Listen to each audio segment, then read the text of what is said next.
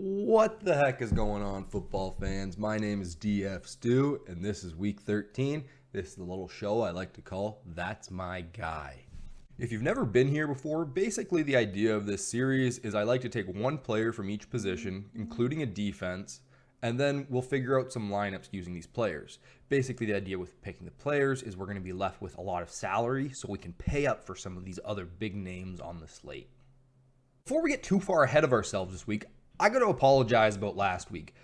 Our picks kind of sucked. Derek Carr against the Atlanta defense, I thought was a real nice play. I mean, Las Vegas has played against the Chiefs and beaten them, and then they had another game against the Chiefs, and it was within one score. I would have thought that the Derek Carr-led Vegas Raiders would have actually been able to put up a decent performance, at least against Atlanta.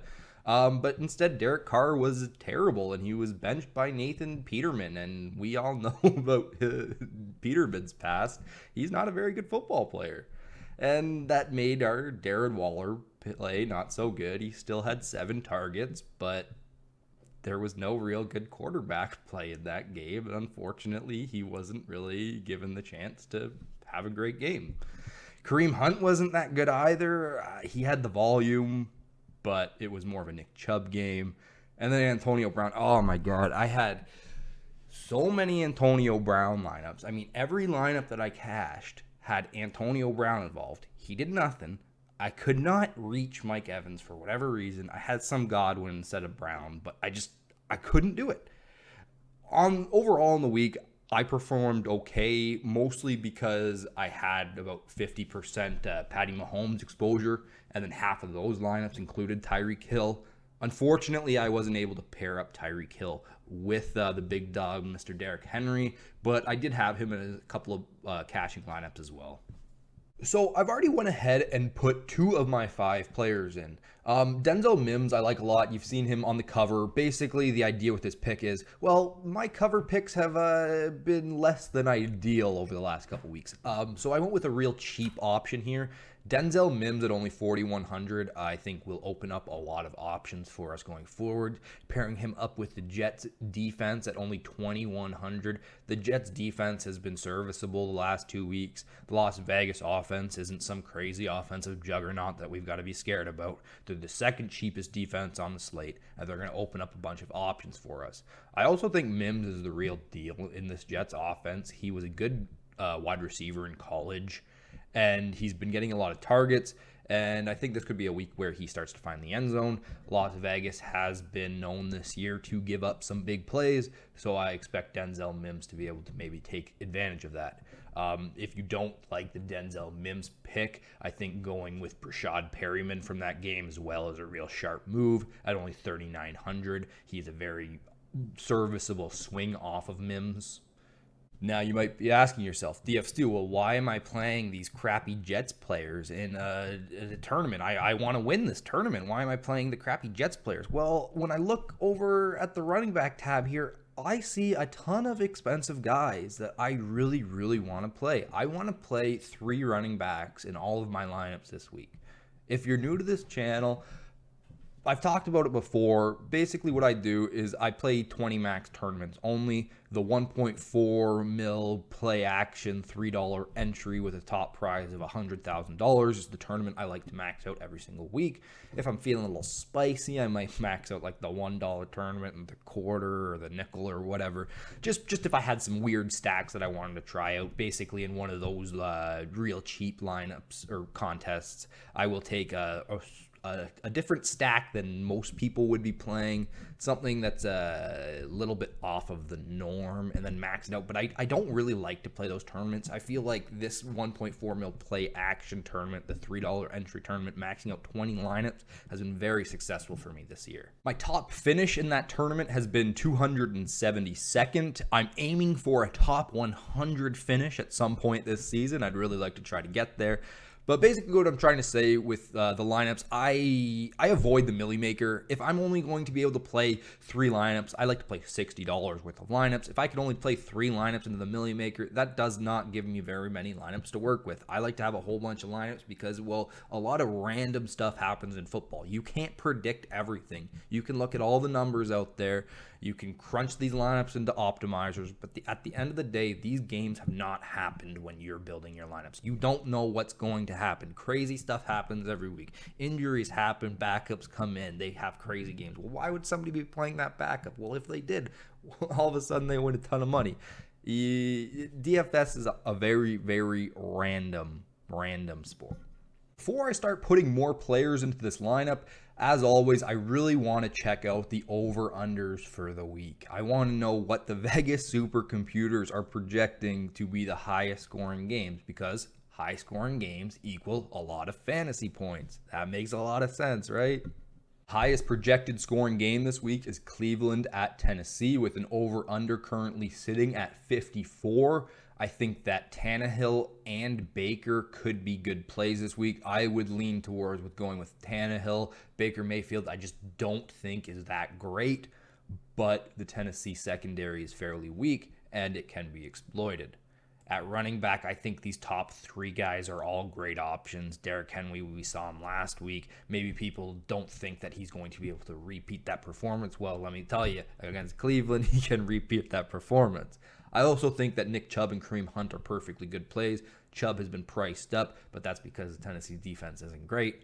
Kareem Hunt, however, has had his price drop a little bit. He's still getting rushes. He's still getting targets. I think one way to attack this slate and maybe get a little bit different would be to actually pair up Chubb and Hunt into your lineups. I don't think it's a bad idea to go and stack this game with maybe 3 guys from the Tennessee side and maybe 2 guys from the Cleveland side. Maybe going with Tannehill as your quarterback, with wide receiver in Corey Davis, and at tight end you want to go with Ferkser. Jonnu Smith has been battling an injury this week. We're not sure if he will play, but I think Jonnu Smith is a decent play. He's been very up and down this year, though. You get a 0, then you get like a 10 out of him. It's very hard to predict. When Ferkser was in, while Johnny was out, he did have a prominent role in this offense. He's also very cheap, so if you get that little stack in there, throw in, like I said, you could go with Chubb and Hunt. All of a sudden, you got a lot of money for those final 2 positions. You could also swap Corey Davis out. You could put in A.J. Brown because he's the stud wide receiver in that offense, and you're still left with a fairly good amount of salary. Next highest projected scoring game of the week is going to come from Indy at Houston. That over-under is currently sitting at a 51.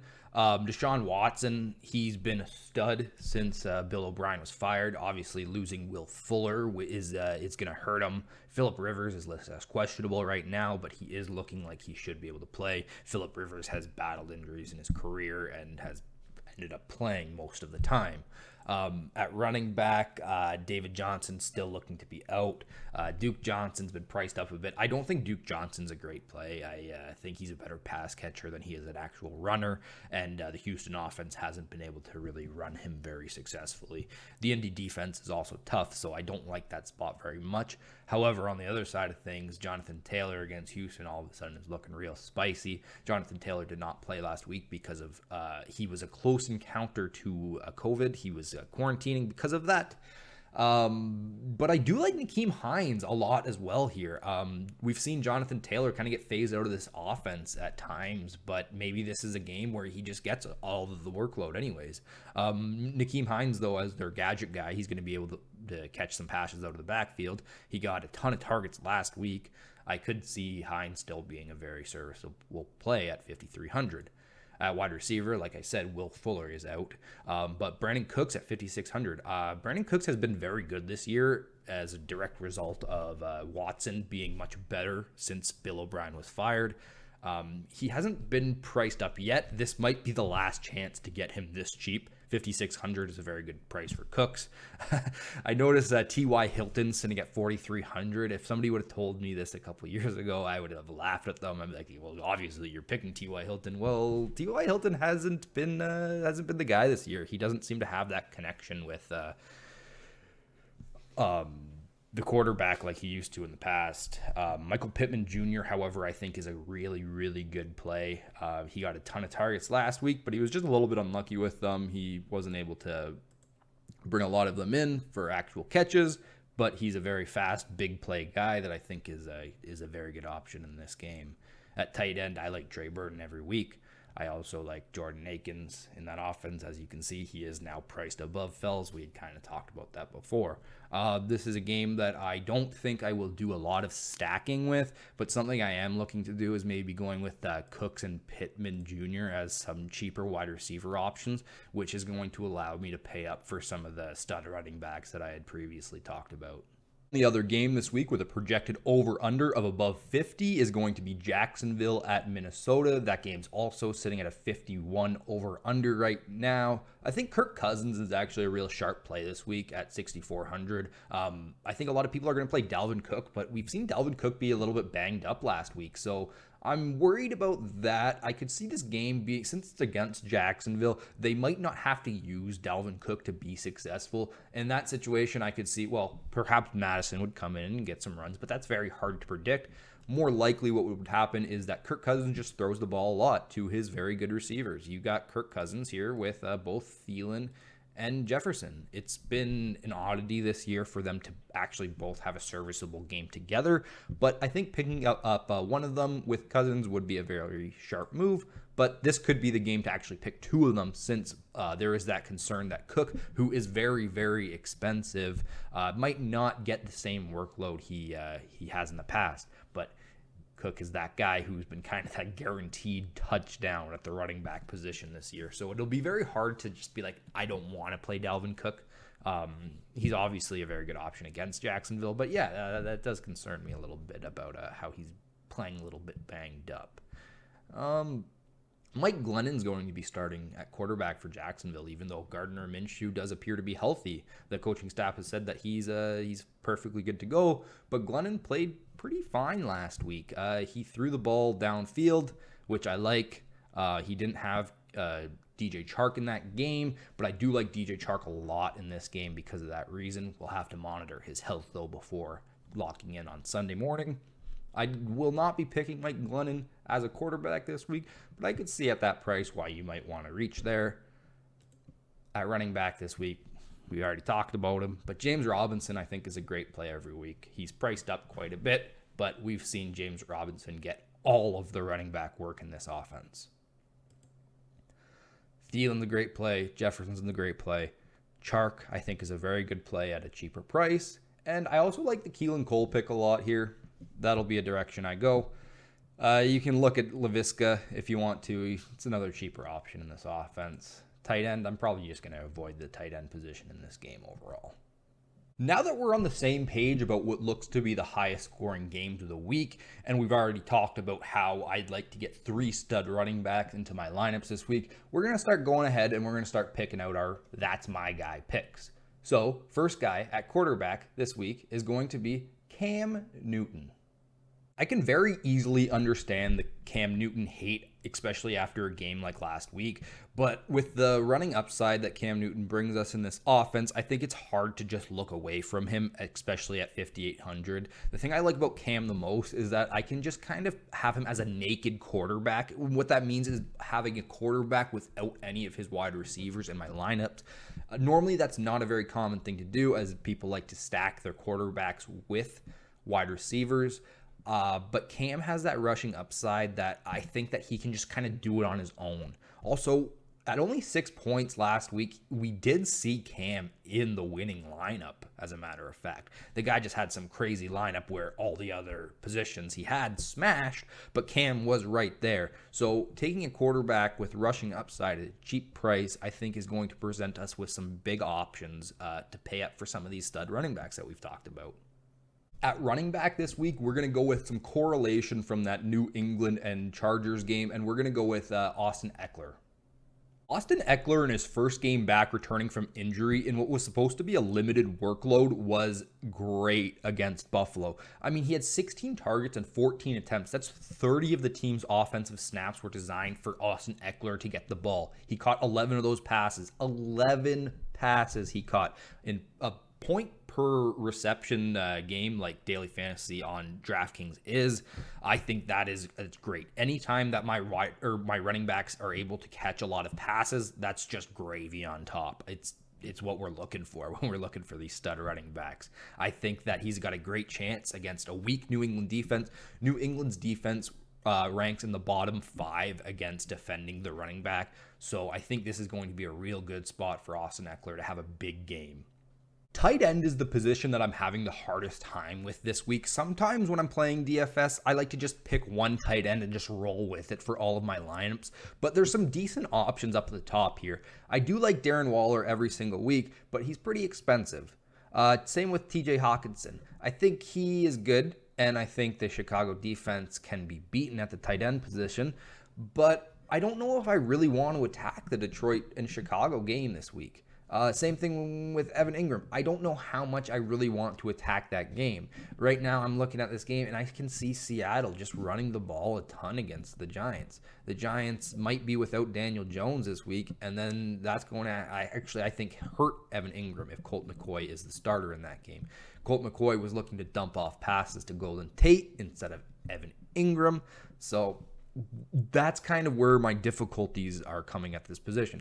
I also think Gesicki is a decent play. Jonnu Smith, who we talked about earlier. But I do also really like the other side of that, or the other tight end in that Tennessee game with Ferkser at only 2,500. Should I just roll with the very cheap tight end this week?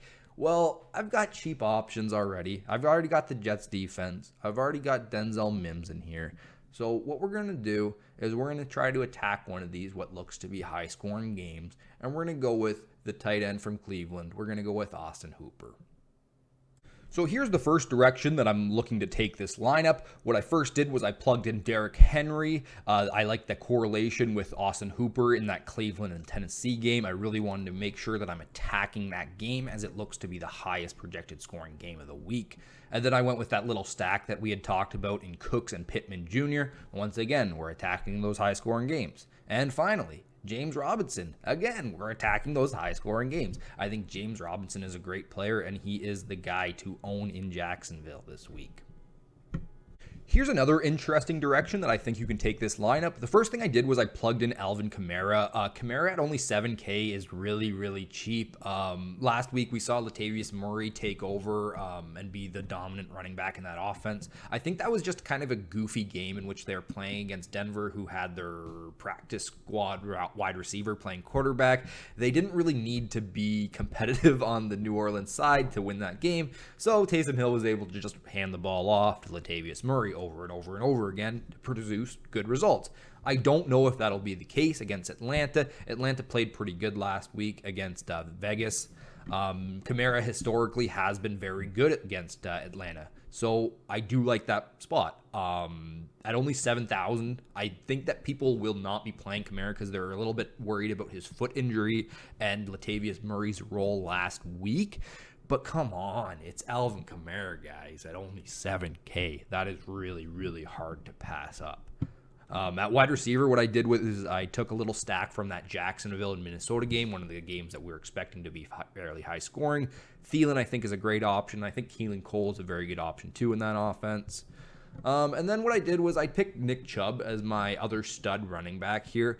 I don't like this correlation here by having two guys from the Cleveland side of things without having a player from the Tennessee side of things as well. So this is the situation where I would actually X out Austin Hooper, and I might plug in Jonnu Smith, depending on if he's healthy. If not, I would plug in Ferkser, but then I'm going to be left with a ton of salary because we're already left with a ton of salary here.